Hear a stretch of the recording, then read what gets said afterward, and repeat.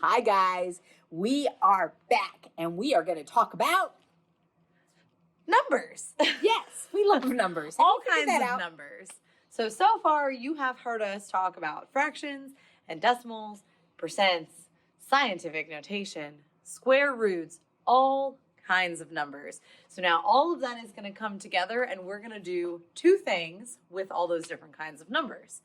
So we are either going to compare or order them. So what does that mean? When I'm comparing, it means I have two things, in this case, two numbers, and I'm going to compare to see which one is bigger and which one is smaller. And whenever we do that, we're going to use these two symbols right here, less than and greater than, and we'll go over them again in a minute in case you've forgotten them. Not a problem. And then if we have a list with three or more numbers, we're going to order them. So we're going to put them in either ascending or descending order. Right. But Ms. Voss is going to show us just what ascending means. Right. Well, there's several different ways to remember what ascending and descending mean if you can't just keep that vocabulary in your head. First of all, I'm going to go ahead and look at the letter A. Do you see that letter A? If I wrote a letter A and I went like this, that arrow is going up. Ascending. That means maybe it started out small like a plant and then it grows up and gets bigger and bigger and bigger. It could also be like a balloon. A balloon starts out really, really small. But then what happens, Miss Benson? It gets bigger. That is ascending. Ascending, right? But then we have to have something called descending. Oh no. Oh. It deflated. It deflated. So it got smaller, right? But if you look at that D right there, D stands for down. It's going down. So that means something started out big and then it's getting smaller and smaller and smaller. Okay? So we just have to remember what ascending goes up, starts little, gets big. Descending means coming down. So say you've got a big hot air balloon and you want to come down, it's going to get smaller and smaller and smaller and smaller as it's descending. All right? Perfect. Now, when we do start comparing our ordering numbers, we're going to be following these steps. Don't worry about them right now because we're going to be going through all of this in examples that we do together. All right? Okay. So, shall we move on to our next slide? Yes. Excellent. So one of the things that you're going to have to do anytime you compare or order numbers is you're going to have to change all of your numbers into the same form to make them all look the same. I can't compare 7/10 and 39.7% because one is a fraction and one is a percent.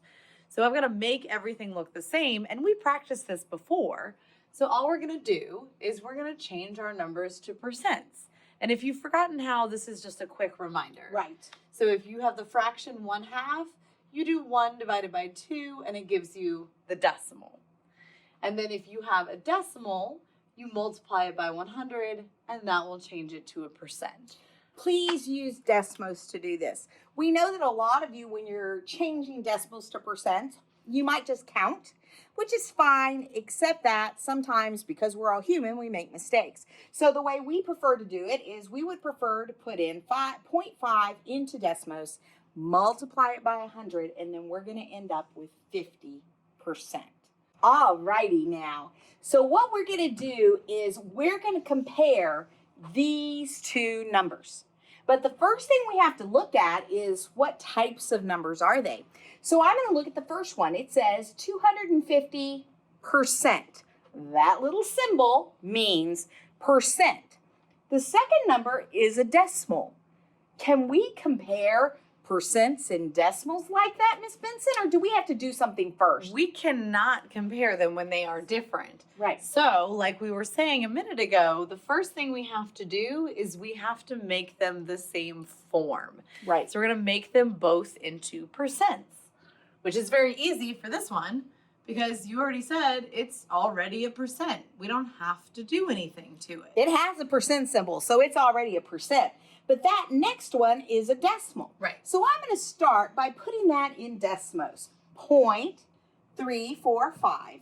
And to change a decimal to a percent, you multiply by 100, which gives us 34.5%. You got to put that percent symbol there so that we know exactly what we're looking for. So again, like Miss Benson said earlier, we're going to compare them. Which is bigger? Which is smaller? Are they the same? Those are the things we're looking at. So I say 250% is much larger than 34.5%. What do you think, Miss Benson? I think so. And I think a good way to tell is to read it out. to Absolutely. yourself. Just say it out loud. Or ask yourself, would you want $250 or would you want 34.5 if you could choose? I think I'd take the 250. So definitely you want to say that 250% is bigger. And to write that, we're going to use our greater than symbol. So you can go ahead and put that in there. Now, a wonderful way, because sometimes people forget which one means less than and which one means greater than. Easiest thing I've ever learned is to just write a tiny little number line. Doesn't even have to have all the numbers on it. All you need is 0. And this arrow pointing to the right means those numbers are greater than or getting bigger. So that symbol means greater than. Down here, if they're going to the left, those numbers are getting smaller. So that is less than, which is a great way to remember it. Never hurts just to write that on your paper so that you don't mess up an inequality symbol. Okay? Perfect.